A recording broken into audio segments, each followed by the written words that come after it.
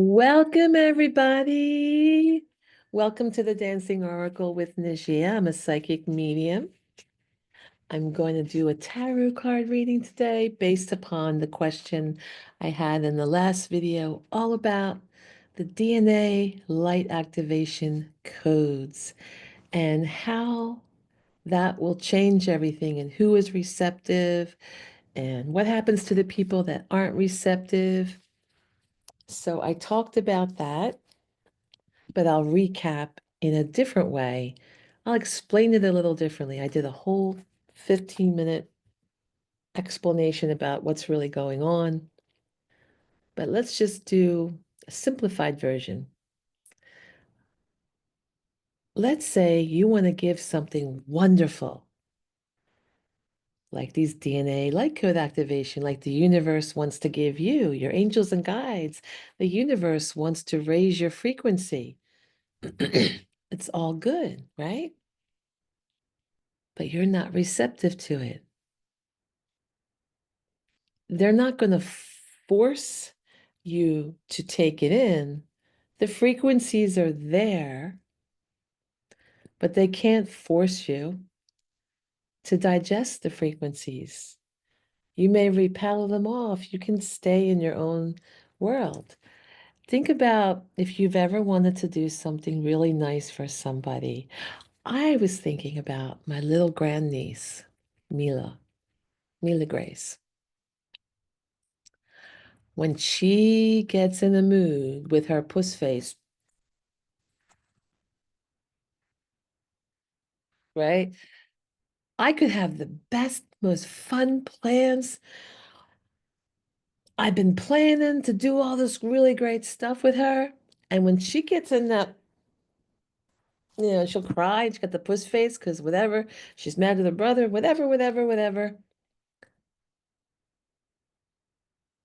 No matter how great these things are, I could take her in the car with us and go and do all these things, but she's not taking it in. She's just there like that, right? I'm sure you've all experienced that at some point in your life with somebody, right?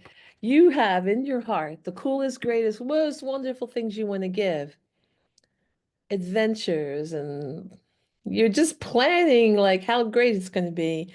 And then if they're not receptive, if they're closed off, it ain't happening. They could be in that environment, you know? I can take both kids to the concert, take them down the shore, whatever, take them the shore. Most people call the beach, but here in Philly, we call it the shore.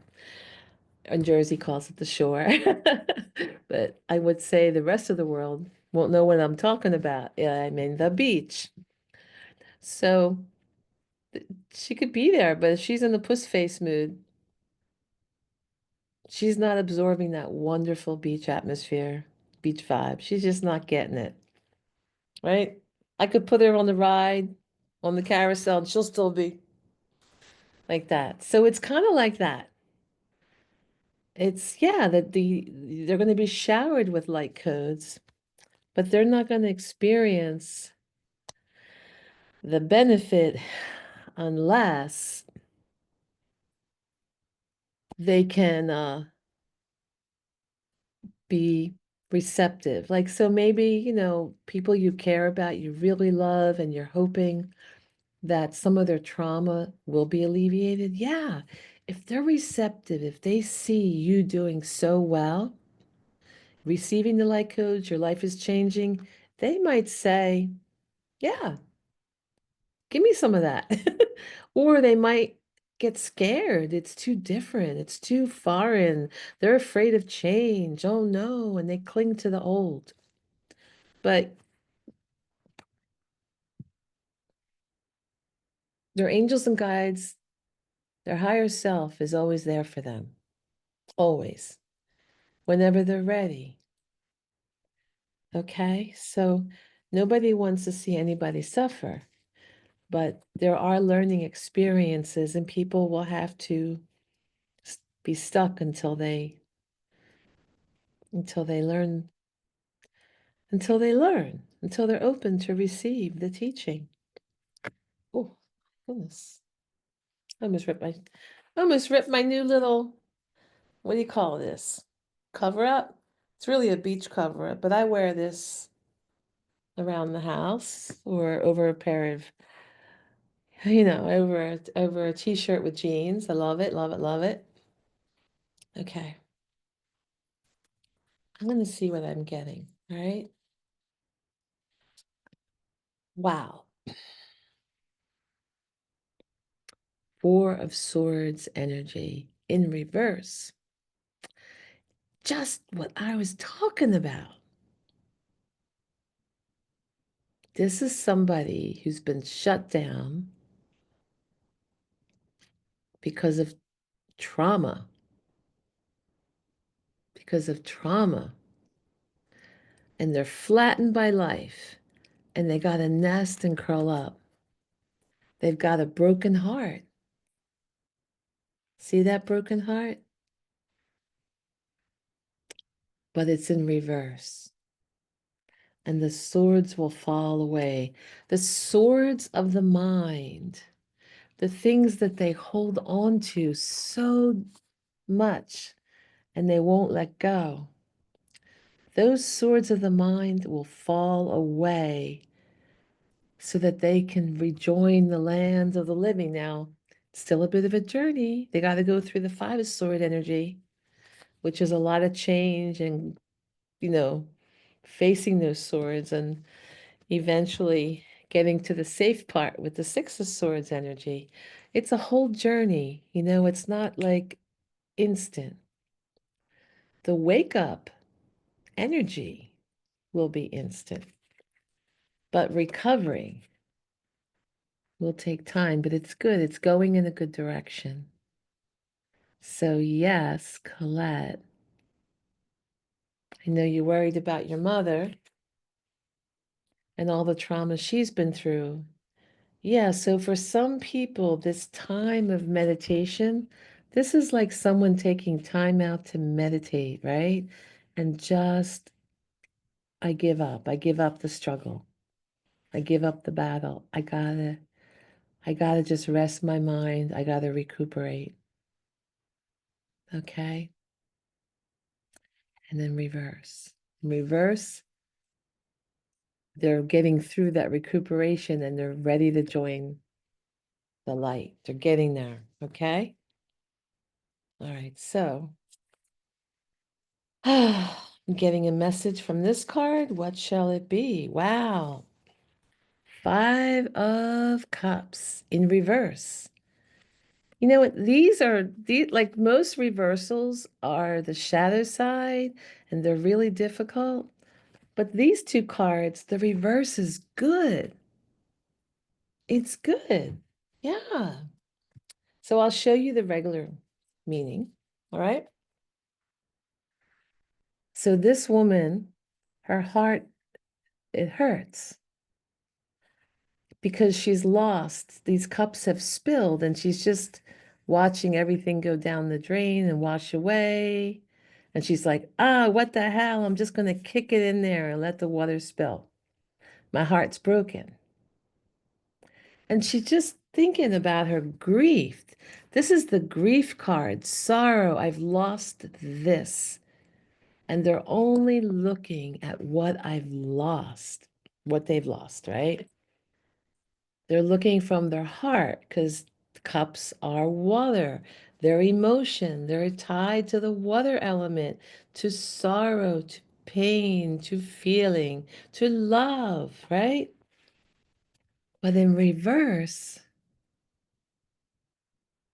it's a great meaning. It means they're coming out of grief.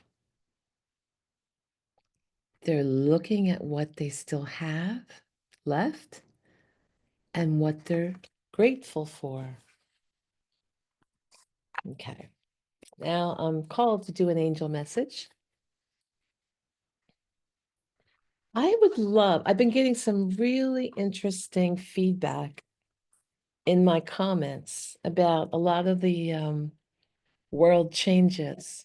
A lot of other people in my viewing audience are very informed and Many of you are very intuitive. You're having dreams similar to my dreams and visions. I find that fascinating. We're all experiencing this together. We all know it's coming.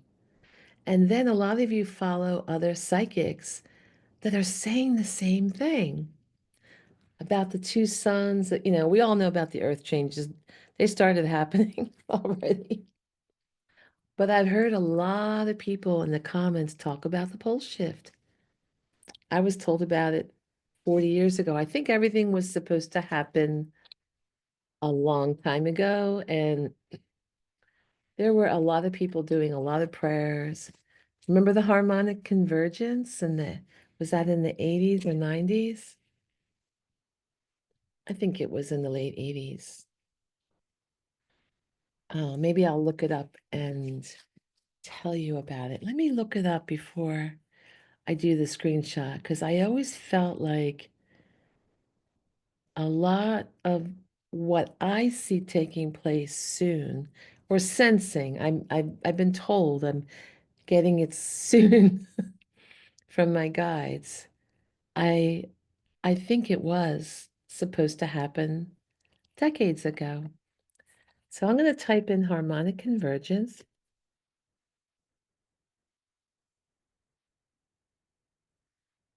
And it says the harmonic convergence refers to a planetary alignment and a spiritual event, both described in the New Age movement.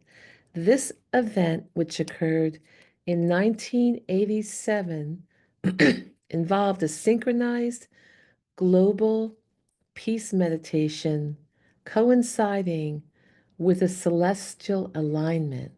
Some interpretations also describe it as a supernatural phenomenon with spiritual energy amplification and spirit portals merging.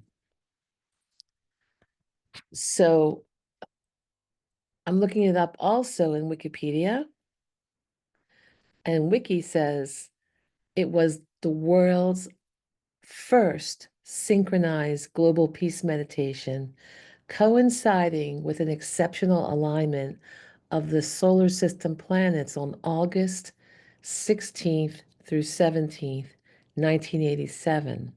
The event was organized by spouses Jose Arigles, I can't say it right, and Lloydine uh, Burgess Arigles via the Planet Art Network, PAN, PAN, Planet Art Network, Peace Movement they founded in 1983. Timing of the harmonic convergence allegedly marked a significant celestial alignment of the sun, moon, and six planets as part of the grand trine. Yes, so so they were the significance had to do with the dates that were derived not from Maya cosmology, but also from reconstructed Aztec prophecies of Tony Shearer in his 1971 book, Lord of the Dawn. Yeah, the selected date marked the end of the 22 cycles of the 52 years each, or 1,144 years in all. So they were all part of this. You can look this up, but it's so interesting. I remember how big that was. I remember when this was coming, people were talking about it like a year ahead that this was coming. Now, 1986, 1987, in this 1986, people were talking about it. 1987, when it happened, people were gearing up for over a year. What I remember, you know, and there was no internet. This word got around. I wasn't even in New Age circles, but I was hearing about it. You'd hear about it. You just hear about it on the news, you'd hear about it on the radio. It was so interesting. And people were really praying all over the planet for those days. And they were praying before that because they really felt they were warding off a lot of disaster. And I think that's true because I was having my dreams and visions before this and seeing the pole shift, seeing a lot of the geography change. I was hearing about climate change issues before anyone ever talked about it. I was told in my visions, about from these guardians of the planet. Anyway, I pulled a card for everyone. Ooh, 1818, personal power. 1 is new beginning, 8 is power. So here's a message for everyone to get us through these changing times of DNA activation and light codes and everything shifting and dividing and moving. You are equipped with everything you need to manifest your own greatness. Connect with your power through meditation, visualization, and manifestation rituals. You will see the magic unfold as you set your intention and focus your attention. It's a beautiful image. Look,